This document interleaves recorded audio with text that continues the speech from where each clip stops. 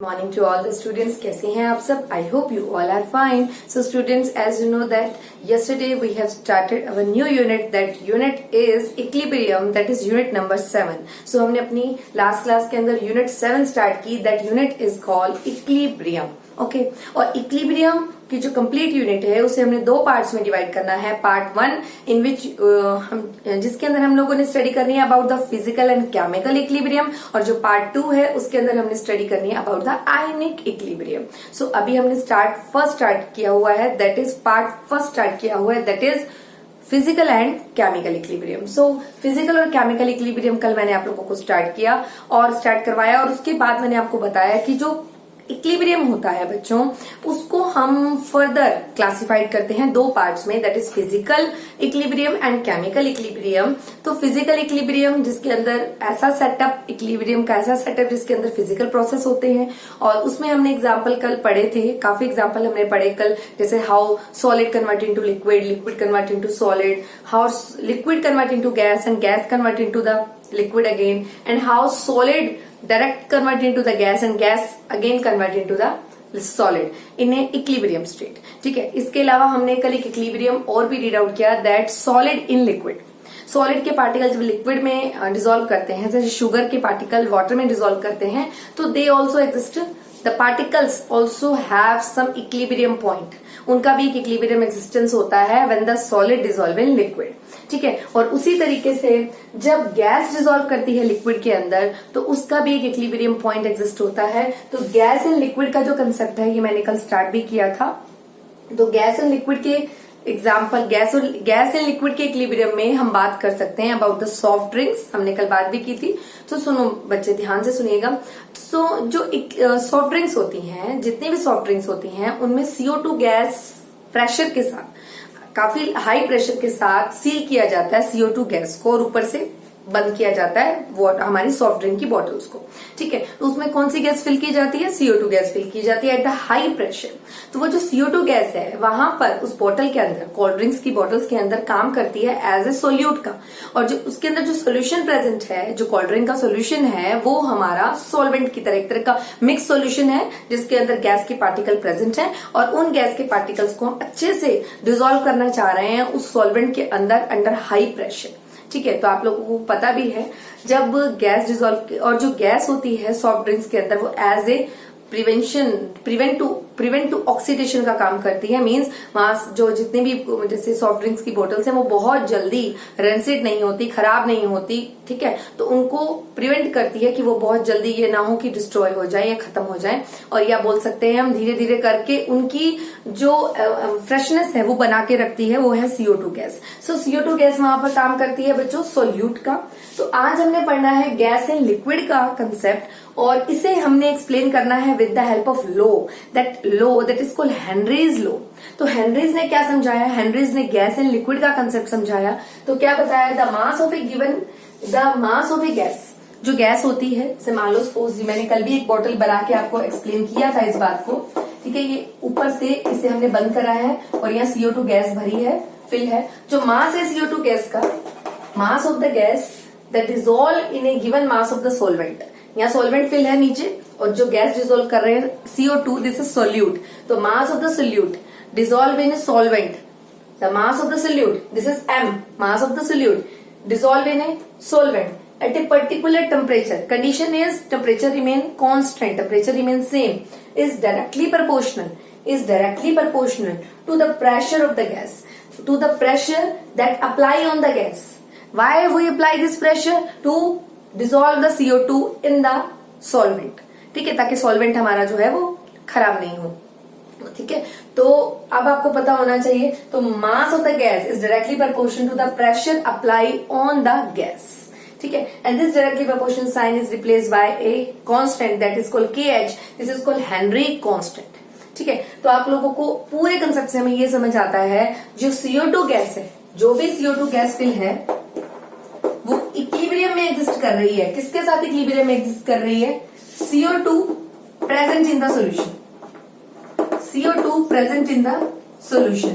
सो equilibrium exist, एक equilibrium exist हो रहा है इस कंसेप्ट के अंदर. एक तो वो CO2 जो ऊपर से हमने फिल की है एज ए सोल्यूट, वो किसके साथ प्रेजेंट है इक्विलिब्रियम में? जो CO2 इसके अंदर ऑलरेडी डिसॉल्व हो गई है, पहले आपने CO2 डाली, वो कुछ हद तक डिसॉल्व हो गई, बट CO2 को हमने मैक्सिमम अमाउंट ऑफ डिसॉल्व करके रखना है, तो ऊपर से अंडर हाई प्रेशर पे अप्लाई करते हैं CO2 को, ताकि वो मैक्सिमम CO2 इसके अंदर क्या हो सके, डिसॉल्व हो सके। तो CO2 ऑफ द गैस, ठीक है, present in equilibrium with the present in the equilibrium with the solution, that CO2 present in the solution. The CO2 that present in the solution, CO2 gas is equilibrium with the normal CO2. This is the equilibrium condition that exists in the soft drinks or cold drinks bottle.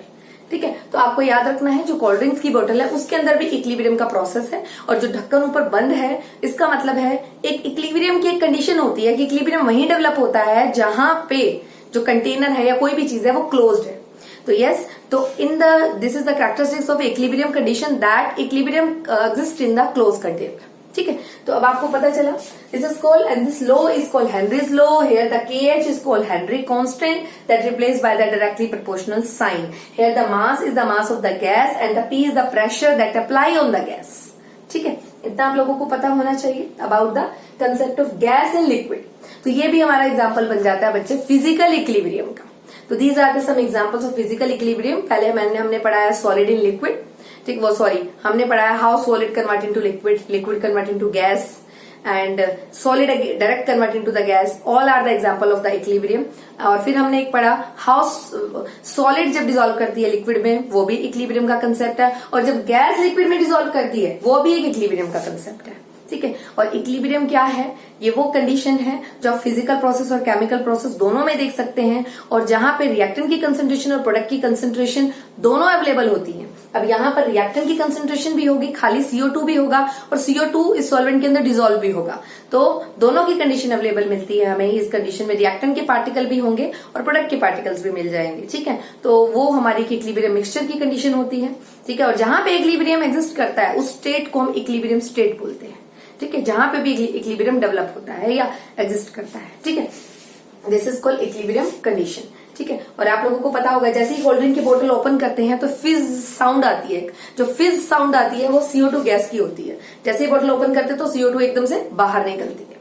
तो this is the, कई बार question पूछ लेते हैं कि जब cold drink की बोतल open करते हैं तो साउंड किस चीज की प्रोड्यूस होती है, तो जो ये CO2 gas under high pressure, कुछ तो CO2 इसमें डिसॉल्व हो गई होगी, कुछ जो CO2 इसमें अभी भी अनरिएक्टेड होगी, क्योंकि मैंने बोला इक्विलिब्रियम एग्जिस्ट कर रहा है, और इक्विलिब्रियम कंडीशन में रिएक्टेंट के पार्टिकल भी होते हैं, मतलब CO2 पूरी तरह से इसके अंदर डिसॉल्व नहीं हुई है, कुछ पार्टिकल अभी भी प्रेजेंट है। तो जो ये रिएक्टेंट के पार्टिकल्स हैं यहाँ पर CO2 के particle, they are present here. So when we open, ठीक है, जब हम जैसे इसको ओपन करेंगे तो CO2 गैस बाहर निकलेगी, तो फिज साउंड प्रोड्यूस करेगी।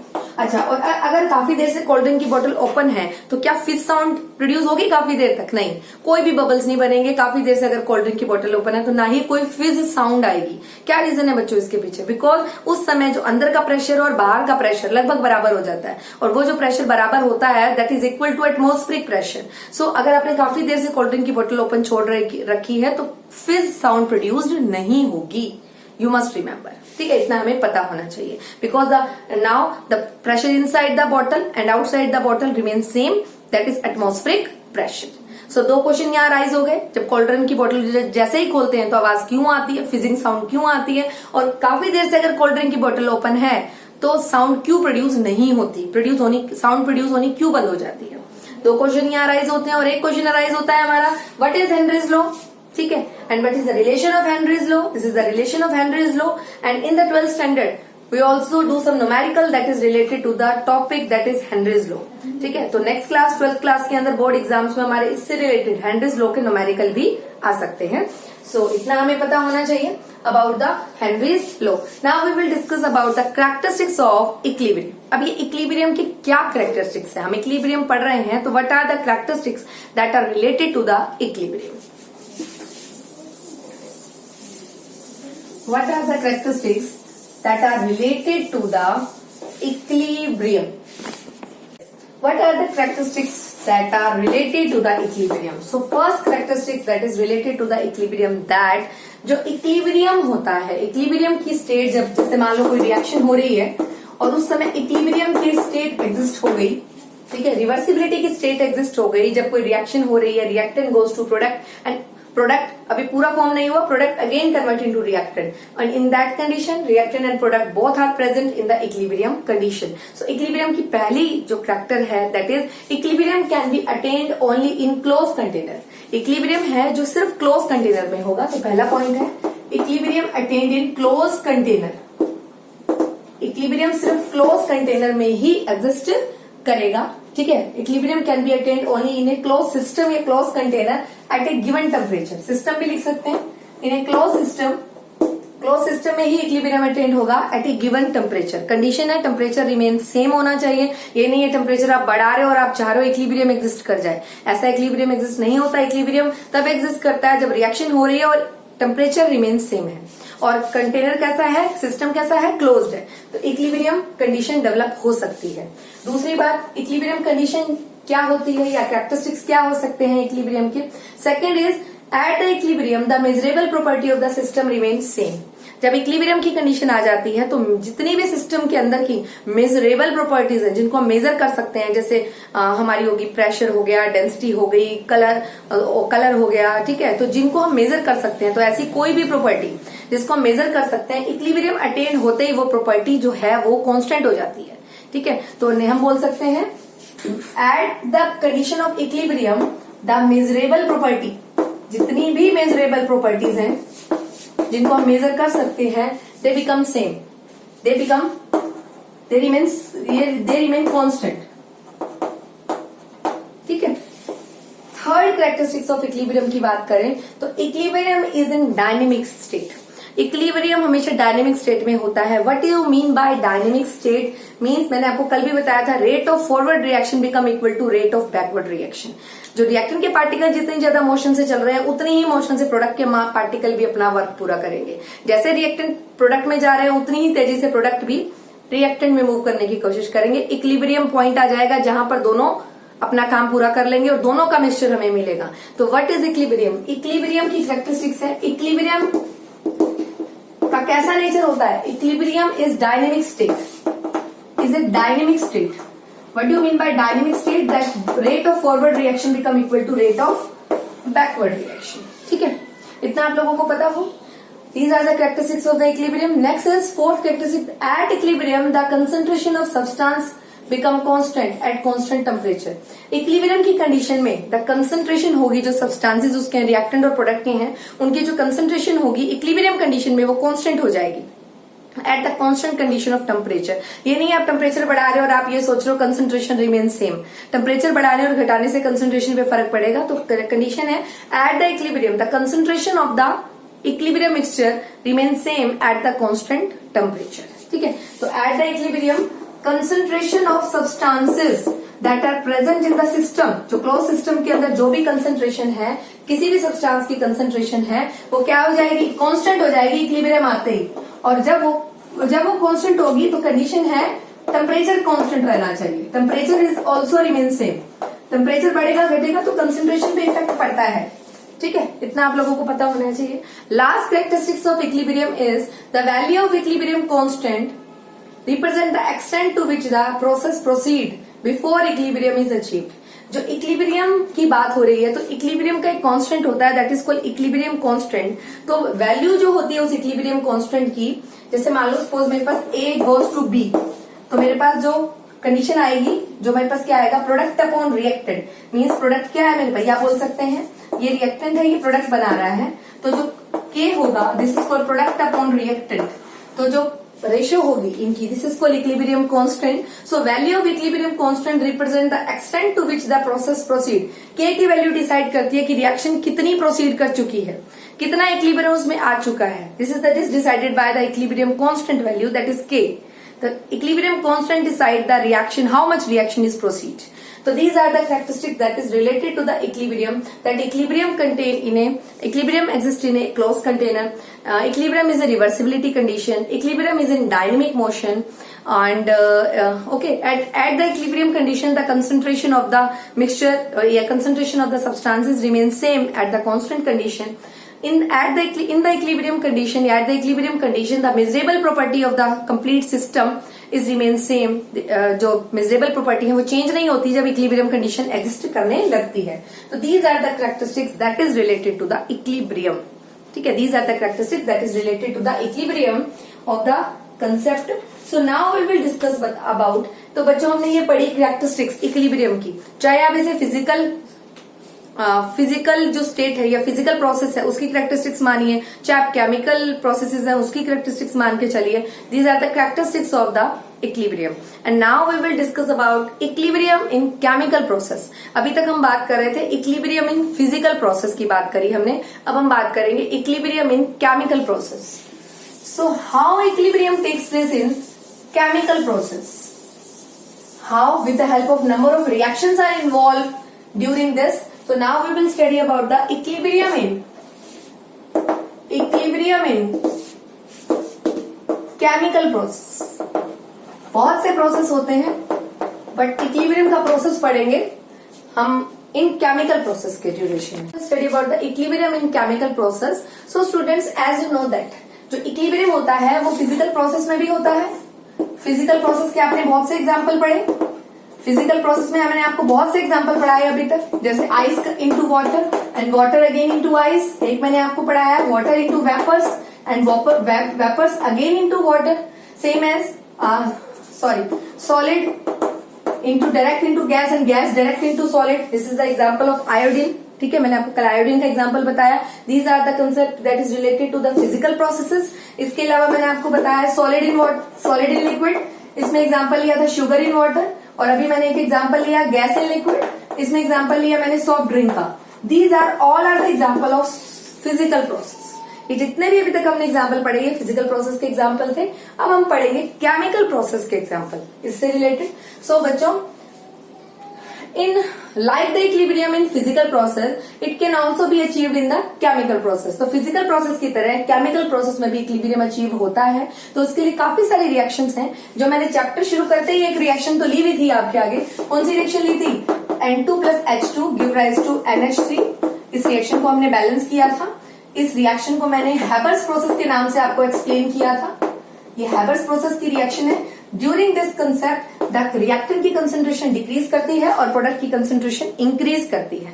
जब ये रिएक्शन होती है, मैंने आपको बताई थी, कंडीशन बताई थी इक्विलिब्रियम की. इक्विलिब्रियम में ऐसा हो सकता है रिएक्टेंट कम मिले प्रोडक्ट ज्यादा मिले, प्रोडक्ट कम मिले रिएक्टेंट ज्यादा मिले, या दोनों बिल्कुल बराबर अमाउंट में मिले. तो these are the condition of equilibrium. Equilibrium attain करने की कंडीशन है. जरूरी नहीं है जितना रिएक्टेंट मिले उतना प्रोडक्ट मिले, ये बहुत कंडीशन नेसेसरी नहीं है. हाँ, इक्विलिब्रियम तब अचीव होगा जब रिएक्टेंट के पार्टिकल भी कुछ प्रेजेंट हो और प्रोडक्ट के पार्टिकल भी कुछ प्रेजेंट हो. हाँ, ऐसा हो सकता है रिएक्टेंट के पार्टिकल कम हो प्रोडक्ट के ज्यादा हो, या फिर प्रोडक्ट के पार्टिकल कम हो रिएक्टेंट के ज्यादा हो, या ऐसा भी पॉसिबल है दोनों के पार्टिकल जो हो रिएक्टेंट और प्रोडक्ट के इक्वल अमाउंट में प्रेजेंट हो, तब भी इक्विलिब्रियम अचीव हो सकता है. सो हमने एग्जाम्पल, और इसके अलावा मैंने एक एग्जाम्पल आपको बताया. ठीक है, this is also example of concept of the chemical equilibrium. इसके अलावा कैल्शियम कार्बोनेट की डिकम्पोजिशन मैंने कल आपको बताया, वो भी एग्जाम्पल है केमिकल प्रोसेस का. ठीक है, तो बच्चों, व्हेन द हाइड्रोजन गैस, जब ये हाइड्रोजन गैस है and iodine vapours are heated in a close vessel, जब इन दोनों को क्लोज वेसल में हीट किया जाता है at the constant condition and the temperature is 717 kelvin.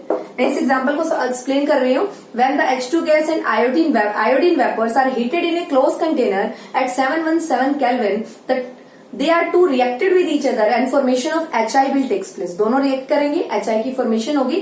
In the beginning, the color of the reaction is deep violet because of presence of iodine. Because iodine का colour violet होता है, तो in the initial state, the color of the complete reaction is deep violet due to presence of iodine. But as the reaction proceeds, जैसे reaction complete होती है तो complete react हो जाते हैं. I2 पूरी तरह से H2 से रिएक्ट हो जाएगा और HI बनने लग जाएगा. धीरे धीरे करके HI की फॉर्मेशन स्टार्ट हो जाएगी. But as the reaction proceeds, the intensity of the dark violet color will decreases as more iodine react with the H2. जैसे जैसे I2 H2 से रिएक्ट करेगा, violet कलर धीरे धीरे डिसअपियर होना स्टार्ट हो जाएगा. After some time, intensity of the reaction mixture will decrease, become constant. After some time क्या होगा, रिएक्शन डार्क होने की बजाय कांस्टेंट सा कलर आ जाएगा, हल्का कलर आ जाएगा और काफी देर तक वही कलर रहेगा. And after some time, intensity of the color of the reaction mixture become constant, even though some reactants are still present. Reactant भी होंगे, product भी होंगे, HI भी होगा, H2 भी होगा, I2 भी होगा, but जब complete जो कलर हो जाएगा वो बिल्कुल सेम हो जाएगा, ना तो ज्यादा डार्क रहेगा ना ज्यादा लाइट रहेगा. उस कंडीशन में हमें पता चल जाएगा कौन सी स्टेट डेवलप हो चुकी है, इक्विलिब्रियम स्टेट डेवलप हो चुकी है. This is the state of equilibrium. तो कई बार क्वेश्चन अराइज होता है, what is the state of equilibrium? Equilibrium कौन सी स्टेट है? तो आप ये बताएंगे इक्विलिब्रियम वो स्टेट होती है जिस समय जो मेजरेबल प्रॉपर्टीज होती हैं सिस्टम की उनके अंदर काफी चेंज नहीं आता, उनके अंदर कोई भी नोटिसेबल चेंज नहीं आता, काफी बड़ा चेंज कोई अपीयर नहीं होता. तो what is the state of equilibrium? That state of equilibrium when the measurable property of the system do not change. ठीक है, कोई भी चेंज नहीं आएगा further under given set of condition. कोई भी कंडीशन अप्लाई कर दे, जैसे कोई टेम्परेचर बढ़ा दे या कुछ भी कर दे, बट एक कंडीशन वो डेवलप हो जाएगी जिसमें मेजरेबल प्रॉपर्टी में चेंज आना बंद हो जाएगा, वो नोटिस होना बंद हो जाएगा. एक बार इनिशियली जैसे इसमें वॉयलेट कलर अपीयर हुआ, बट आफ्टर सम टाइम जैसे जैसे I2 H2 से ज्यादा रिएक्ट करेगा, कलर क्या हो जाएगा, धीरे धीरे करके डिक्रीज होना स्टार्ट होता चला जाएगा. और लास्ट में हमें उस सोल्यूशन के अंदर, सिस्टम के अंदर HI भी मिलेगा, रिएक्टेंट भी मिलेंगे, H2 और I2 भी मिलेंगे और HI भी मिलेंगे, प्रोडक्ट के पार्टिकल्स भी मिलेंगे. तो ये कंडीशन आ जाएगी इक्विलिब्रियम की. ठीक है, तो this is the condition of equilibrium. ठीक है, in case of H2 and I2. Now I will explain the equilibrium process with the help of graph. ठीक है, अब हम इक्विलिब्रियम के प्रोसेस को, एज यू नो दैट जो केमिकल प्रोसेस होता है वो केमिकल रिएक्शन की हेल्प से ही समझा जाएगा. तो और जितने भी केमिकल प्रोसेसेस है वो रिवर्सिबल कंडीशन है. इक्विलिब्रियम एक रिवर्सिबिलिटी ही कंडीशन है. इक्विलिब्रियम एक रिवर्सिबल रिएक्शन को ही रिप्रेजेंट करता है. तो A plus B give rise to C plus D. मैं एक जनरल रिएक्शन ले रही हूँ ग्राफ एक्सप्लेन करने के लिए, इक्विलिब्रियम के ग्राफ एक्सप्लेन करने के लिए. सो बच्चों, मैंने आपको बताया था इक्विलिब्रियम जब डेवलप होता है तो rate of forward reaction become equal to rate of backward reaction. So मैं rate versus rate of reaction, rate of forward reaction equal to rate of backward reaction at the condition of equilibrium. ठीक है, वो rate of reaction versus time का graph draw कर रही हूँ. For A plus B give rise to C plus D, and C plus D again we can say that convert into A plus B, and at the equilibrium condition both the reactant and product sites, both the reactant and product concentration are present. So as the rate, अगर मैं बात करूं rate of reaction, तो rate of reaction में forward का जो rate, जब forward side जाती है रिएक्शन तो रेट क्या करता है बच्चों, डिक्रीज करता है. और जब रिएक्शन बैकवर्ड साइड जाती है तो रिएक्टेंट की कंसंट्रेशन बढ़ती है. यहाँ पर रिएक्टेंट की कंसंट्रेशन घट रही है और यहाँ पर रिएक्टेंट की कंसंट्रेशन बढ़ रही है. तो रेट ऑफ फॉरवर्ड, एक पॉइंट वो आता है, rate of forward become equal to rate of backward. एक पॉइंट वो अराइज होगा जहां पर rate of forward become equal to rate of backward.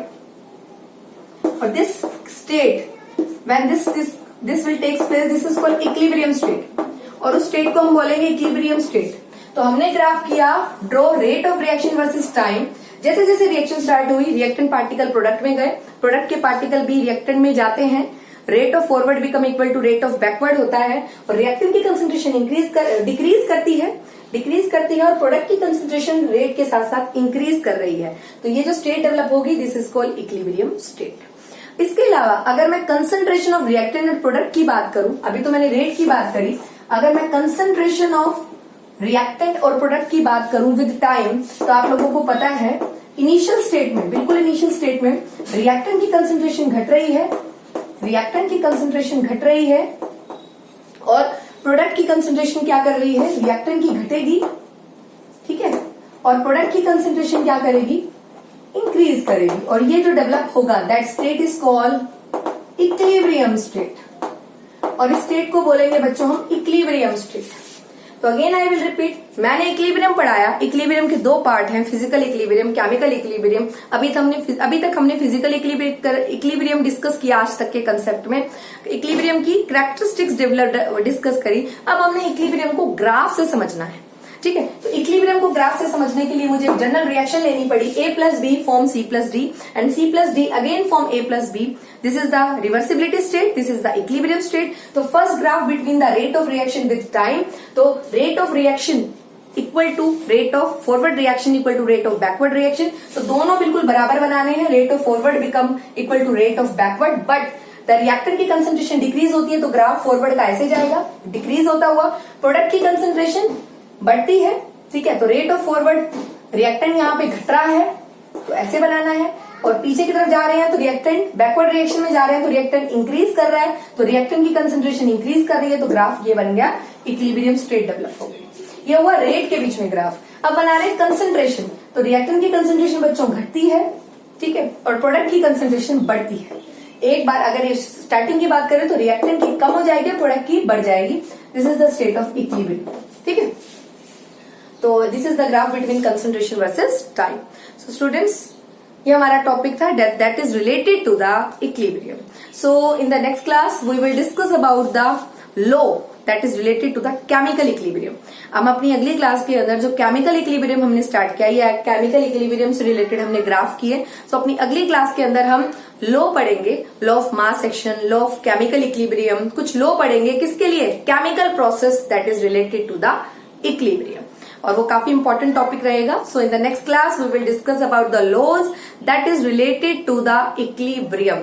सो ये हमारी जो यूनिट चल रही है equilibrium, it is very important unit for your competitive level. As you know that 11th के लगभग सभी concept he competitive point of view से वेरी इंपॉर्टेंट है, तो आप लोगों को बहुत अच्छे से करने हैं। But equilibrium is also very important unit for you, ठीक है। तो आप इक्विलिब्रियम की वीडियो को बहुत अच्छे से देखिए, कंसेप्ट को बहुत अच्छे से समझिए।